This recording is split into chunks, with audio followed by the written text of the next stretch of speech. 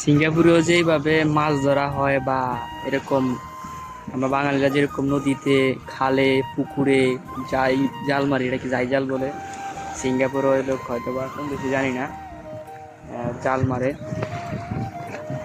দেখেন মাছ ধরতেছে, দৃশ্যটা কিন্তু ওয়াও, প্লেসটাও সুন্দর।